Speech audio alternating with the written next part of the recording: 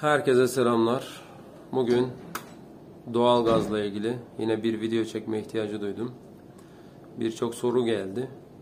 Bu sorulara yanıt vermek ya da bu sorulara sizin tarafınızdan anlamlandırmaya çalışacağım. Doğalgaz en verimli, kışın nasıl kullanılır, neler yapmak gerek? Bunları anlatacağım. Verimli kullanabilmemiz için birçok etken var. Yani birçok etken var. Doğalgaz gerçekten kullanımdan kullanıma, tüketiciden tüketiciye fark eden bir olay. Alt komşunun, üst komşunun kullanımıyla dahi sizin faturalarınız, ısınmalarınız etkilenecektir. Bundan dolayı her şeyi peteğe, doğalgaza ya da başka bir şeye bağlamaya gerek yok. Birçok etken var. Bu birçok etkenden siz sadece dediğim gibi bütün etkenleri göz önünde bulundurup bir çıkarımda bulunmanız lazım. Bundan dolayı temel konulara değineceğim.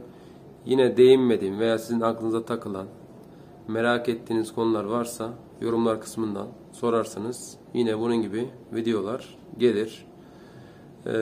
Öncelikle kombimizin nerede olması gerektiği ile ilgili bir bilgi vereyim. Birçok yerde kombiler ya mutfakta ya bir odanın içinde ya da dışarıda balkonda oluyor. En verimlisi hangisi derseniz tabii ki odanın içinde olan ya da mutfağın içinde olan kombilerdir. Neden diye soracak olursanız buradaki borularımız dışarıda olacağından dolayı ısınan borular ilk soğuk havayla temas ediyor ve bu yüzden %5, %10 civarında bir ısı kaybına uğruyor. Bu verimi düşürüyor, yakıtı fazlalaştırıyor. Bundan dolayı doğalgazlarınızı eğer yaptırmadıysanız odanın içine yaptırırsanız verimli olur. Bunu kesinlikle yani bu şekilde yaptırın diye önermiyorum. Eğer ısıdan ısınmak istiyorsanız ya da bu ısı kaybının olmasını istiyorsanız böyle yapmanızı öneriyorum. Dışarıya yapılmasının sebebi nedir? Bunu anlatayım. Dışarıya ise doğalgazın gaz kaçağı veya patlama riskine karşı ki çok düşük bir ihtimal buna karşı ya balkonda ya da dışarıda bunun montajı sağlanıyor ya da odada yer olmadığından dolayı böyle bir uygulamaya gidiliyor. Bizim doğalgazımızın derecesine bir bakalım. 37'de yanıyor. İkisi de 37'de. Barımız 1,5. Şu an ideal bir barda. Barımızın her zaman 1,5 ile 2 arasında olması öneririm. Hem sağlıklı ısınma için hem de barımızın olması gereken seviye orası. Peki dışarıda olan kombilerimize ne yapabiliriz? Balkonda olan kombilerimize ne yapabiliriz? Bu konuda ise bunun gibi bir dolap yaptırılıp özellikle şu borulara, ısınan borulara, bunlara ısı yalıtımlı boru kauçukları var. Bunları geçirmemiz lazım ve olabildiğince bu kısmın, bu dolabın soğuktan korunmasını sağlarsak burada da ısı kaybını önleriz. Dışarıda olmasına rağmen güzel bir ısı elde etmiş oluruz. Buna da bu şekilde bir çözüm yapabilirsiniz.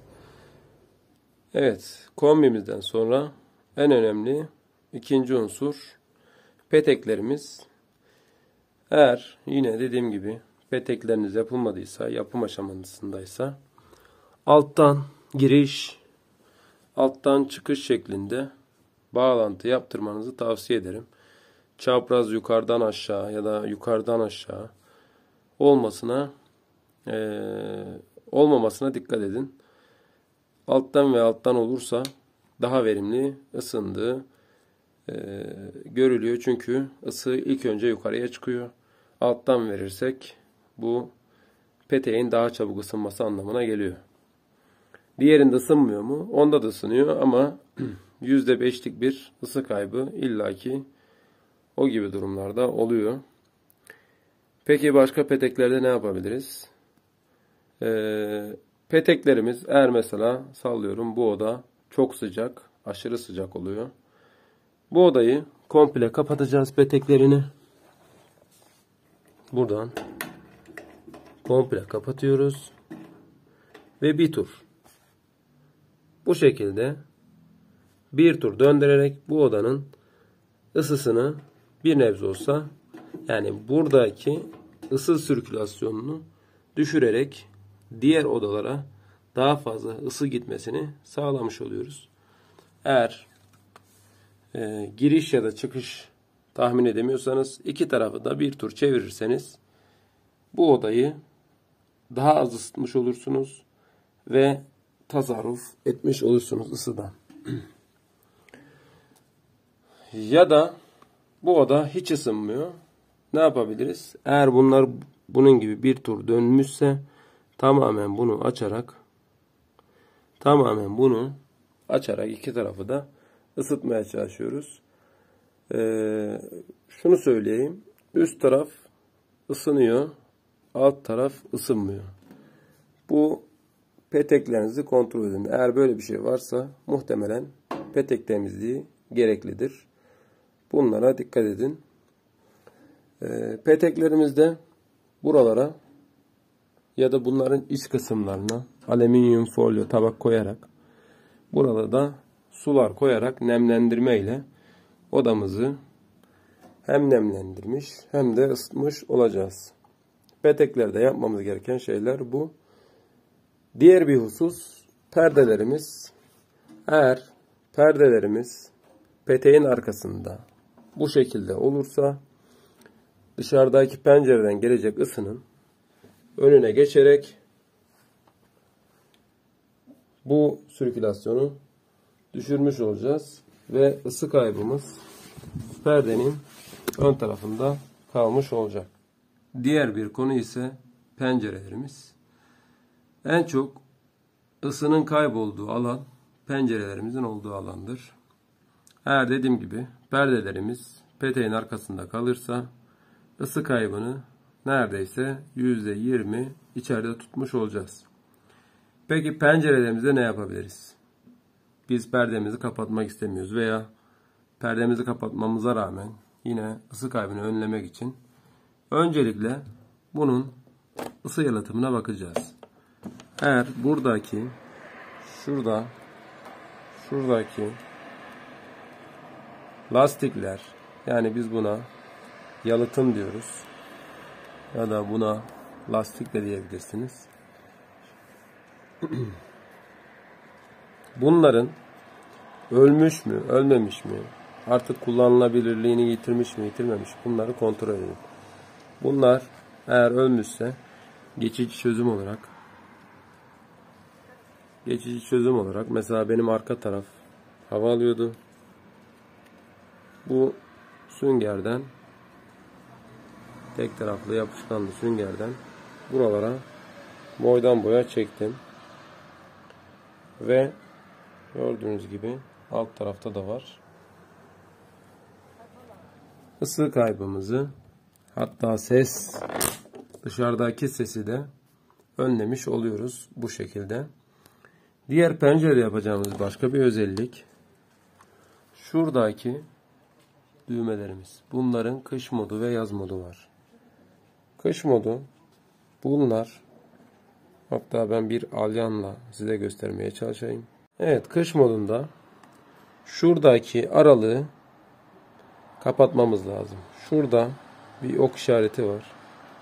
Bunu çevirerek, fark etmiyor, iki yöne de çevirebilirsiniz. Gördüğünüz gibi şöyle biraz daha yakından çekmeye çalışayım. Gördüğünüz gibi şu an bu kısma çok yaklaştı. Yani şu alan şu kısma çok yaklaştı. Biz bunu buradan çektirdiğimizde bu iyice burayı kastıracak ve kesinlikle ses ya da hava akımı geçmeyecek. Yani biz bunu genişletirsek artık hava ya da ses geçebilecek. Biz bunu içe doğru kapattığımızda ses ya da hava geçmeyecek. Bunların hepsinin konumu bu şekilde olması lazım. 3 tane var.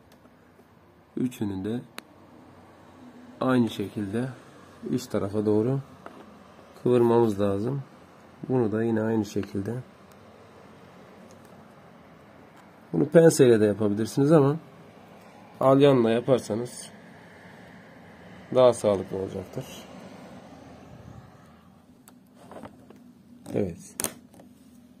Bu şekilde bunu da yapmış olacağız. Gelelim diğer konuya. Yine aynı şekilde kapımızda da burada ya da şu alanda, şu kısımda sünger olması lazım. Hem ısı kaybı hem de kapının anahtarla açılmasını engellemek için. Bunun için de oralara sünger çekmemiz lazım.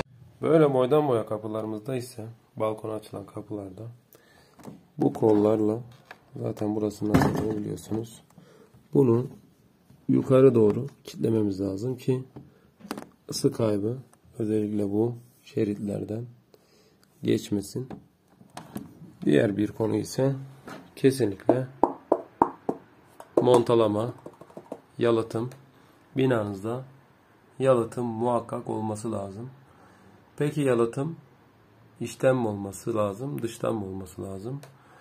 Burada da ben içten olan yalıtımların ısı yönünden daha verimli olduğunu düşünüyorum. Hatta daha verimli. Sadece bu dış montalamalar içerideki herhangi bir eşyanın çarpmasıyla zarar görmesinden dolayı dışarıya yapılıyor. İçeride bu risk varken dışarıda bu risk olsa dahi herhangi bir tamiratı kolay oluyor ya da basit oluyor. Bundan dolayı bunu genelde dışarıda yapılıyor. Ama içeride yapılsa %30 dışarıdakine göre daha iyidir. Montalama çok önemli. En üst kattaysanız muhakkak tavan montalamasını öneriyorum. Eğer apartman dairesinde oturuyorsanız bir de kullanıma göre bu doğalgaz olayından faydalanmanız lazım. Nasıl kullanıma göre?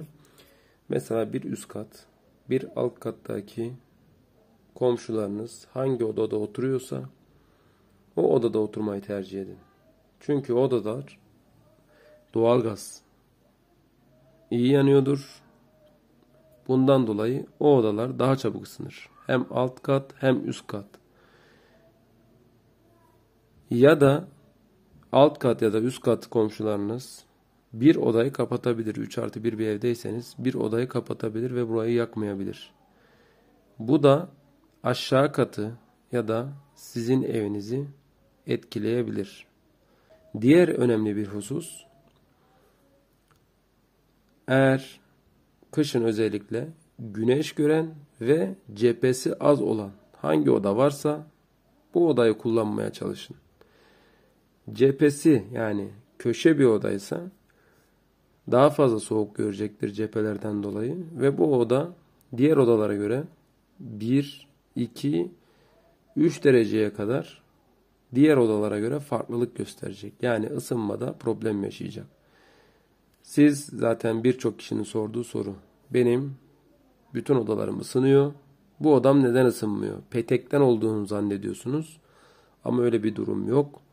Bir odanın 2 ya da 3 cephesi varsa bu oda diğer odalara göre ısınmaz. Bundan dolayı bu odayı kullanmayın. Kapatın. Yani doğalgazını da kapatabilirsiniz. Enerjiden tasarruf etmek istiyorsanız. Tek cepheli yani bir yönü sadece şeyi görecek, güneşi görecek ve tek yönü dışarıya bakacak. Bu gibi bir odanız varsa bu oda çok güzel ısınır ve doğalgazınızı fazla yakmanıza gerek kalmaz. Bu da diğer bir çözüm. Bunları denerseniz hem faturanıza hem de evinizin ısınmasına fazlasıyla katkısı olacaktır. Sizin sormak istediğiniz ya da günlük hayatta veya kullanımda yaşadığınız problemler varsa bana yorumlar kısmından sorabilirsiniz. Elimden geldiğince cevaplamaya çalışıyorum. İnşallah yani bu video faydalı olur. Birçok kişinin faydalanmasına sebep olur. Bu videomuz da bu kadardı. Diğer videolarda görüşmek dileğiyle. Dediğim gibi aklınıza takılan sorularda yorumlar kısmından sorabilirsiniz.